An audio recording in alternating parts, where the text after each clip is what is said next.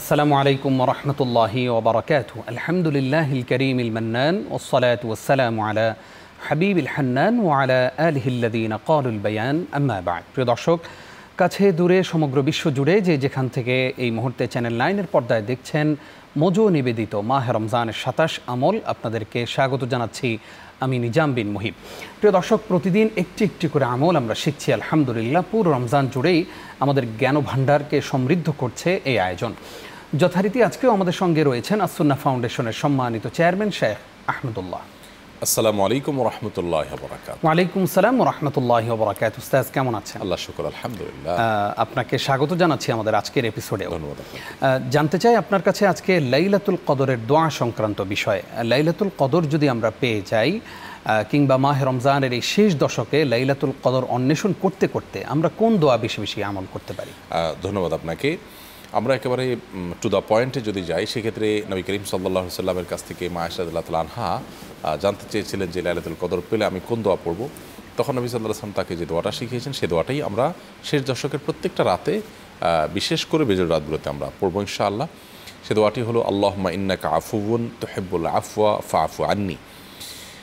দোয়াটির অর্থ বেশ চমৎকার এবং আমাদেরকে দোয়ার প্রতি অনুপ্রাণিত করবে। অর্থের দিকে খেয়াল করে আমরা দোয়া করলে, আল্লাহুম্মা ইন্নাকা আফুউন মানে হে আল্লাহ আপনি ক্ষমাশীল, তুহিব্বুল আফওয়া আপনি ক্ষমাশীলতাকে পছন্দ করেন, ক্ষমা করতে ভালোবাসেন, ফাআফু আন্নি অতএব আপনি আমাকে ক্ষমা করে দিন।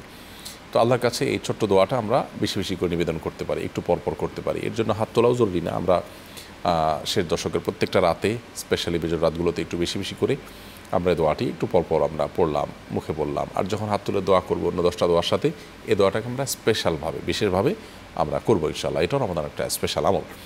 এবং মাহে রমজানের শেষ দশকে, বিশেষ করে বেজর রাতে লাইলাতুল কদর হতে পারে, সেই সম্ভাবনা থেকে আমরা এই দোয়াটা, যেটা রাসূল আকরাম সাল্লাল্লাহু আলাইহি ওয়াসাল্লাম শিখিয়েছেন, এটার পাশাপাশি আমাদের সাধারণ দোয়াও থাকবে প্রচুর পরিমাণে। কারণ দোয়া হুয়াল ইবাদাহ, দোয়াটাই হলো ইবাদত বা ইবাদতের মূল। সো দোয়াটা যেন পরিমাণে বেশি হয়। আমরা অনেকে এই জাতীয় দোয়াগুলোর পরিমাণ বাড়াবার জন্য অনেক বেশি চেষ্টা করি, সেটার কোয়ালিটির প্রতি দেখা যায় মনোযোগ দেওয়া হয় না।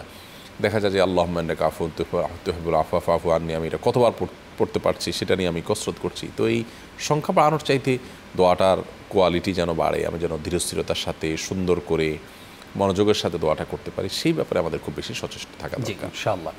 শেখ, জানতে চাই যে আমাদের সমাজে একটা প্রচলন আছে, এই যে লাইলাতুল কদর বলি বা আমরা লাইলাতুল নিসফি মিন শাবান বলি, এই দিনগুলো আসলে আমাদেরকে অনেকে প্রশ্ন করেন, আজকেই কি নামাজের দিন? তার মানে আজকেই কোনো স্পেশাল কোনো নামাজ আছে? জানতে চাই যে লাইলাতুল কদর কেন্দ্রিক কোনো স্পেশাল কোনো নামাজ আছে কিনা। চমৎকার প্রশ্ন। বিশেষ করে লাইলাতুল কদর কেন্দ্রিক আমল নিয়ে আমরা আজকে তো কথা বলছি। লাইলাতুল কদর এর আমল হলো মূলত হাদিস থেকে শেখানো স্পেসিফিক আমল হলো মূলত এই দোয়াটাই, আল্লাহুম্মা ইন্নাকা আফুউন তুহিব্বুল আফওয়া ফাআফু আন্নি। সেটা আমরা খালি মুখে কিংবা হাত তুলে আল্লাহর কাছে আমরা দোয়া হিসাবে নিবেদন করতে পারি। এর বাইরে লাইলাতুল কদরে করার জন্য আলাদা কোনো স্পেশাল আমল, বিশেষ করে নামাজের পদ্ধতি ইত্যাদি বর্ণিত হয়নি। কদরের নামাজ কিভাবে পড়বেন, কত রাকাত পড়ব, কোন সূরা দিয়ে কোন রাকাত পড়ব, এরকম প্রশ্নগুলো বেশ কমন প্রশ্ন থাকে। তো এটি আমাদের ধারণার ভুল। কদরের রাতে আমরা বেশি বেশি নফল নামাজ পড়ব, কোনো সূরা নির্ধারিত নাই, অন্য 10টি নামাজের মতোই। যে কোনো নামাজের কোয়ালিটি বাড়ে যত সুন্দর করে, যত ধীরে, যত সুস্থে, যত আস্তে আস্তে নামাজ পড়া হয়। সো আপনি বেশি লম্বা কেরাতে, বেশি বড় সিজদা, বড় রুকু, দীর্ঘ সময় নিয়ে আপনি করলেন, এটাই হলো এখানে প্রত্যাশিত এবং কাঙ্ক্ষিত। এর বাইরে এত রাকাত, প্রথম রাকাতে অমুক সূরা এতবার, দ্বিতীয় রাকাতে তমুক সূরা এতবার, এগুলো সবগুলো মন গড়া, ভিত্তিহীন।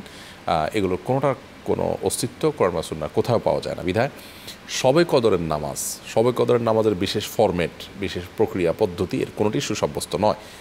আমরা বেশি বেশি করে নফল নামাজ পড়তে পারি, কোরআন তেলাওয়াত করতে পারি, দোয়া করতে পারি, জিকির করতে পারি, আল্লাহর স্মরণ হতে পারে, আল্লাহর সাথে কথোপকথন হতে পারে, দান সাদাকা করতে পারি, যত রকমের আমল হতে পারে এ রাতে আমরা সেটাকে নিবেদন করতে পারি, ওয়াজ ও নসিহা শুনতে পারি, করতে পারি, সেগুলো সব পার্ট অফ নেক আমল।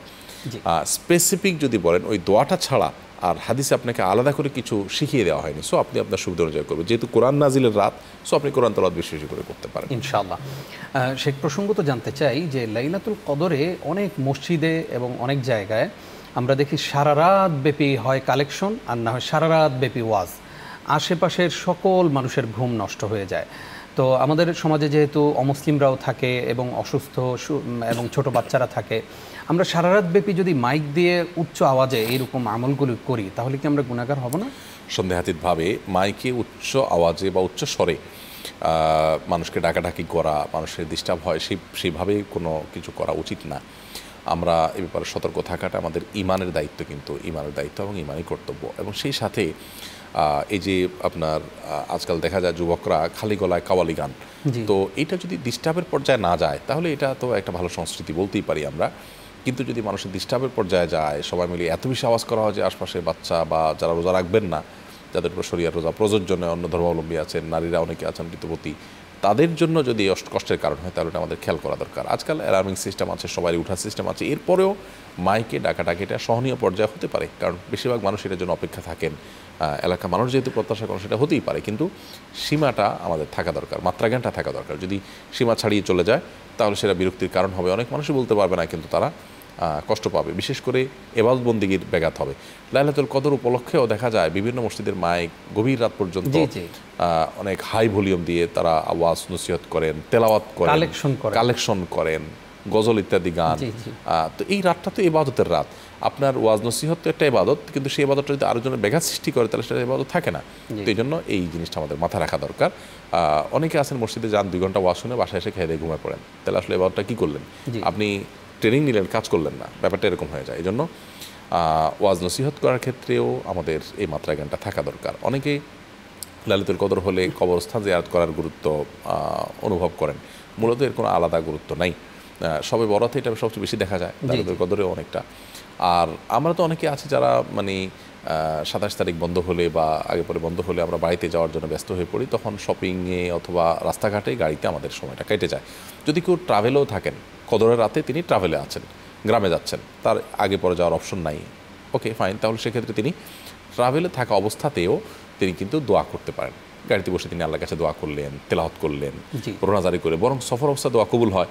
আবার রমজান মাস, সেই হিসাবে তিনি পুরো সময়টাতে চাইলে ওই গাড়ির মধ্যে তার ট্রাভেলের মধ্যে তিনি কিন্তু ইবাদতবন্দেগী করতে পারেন, নামাজ ছাড়া অন্য সব আমলে তিনি কিন্তু করতে পারছেন। জাযাকাল্লাহ খাইর উস্তাজ, আজকে অনেক গুরুত্বপূর্ণ একটি বিষয় আপনি অনেকগুলো বিষয় সামনে নিয়ে আসছেন। আশা করি আমাদের দর্শকরা বিষয়টি ফলো করবেন ইনশাআল্লাহ।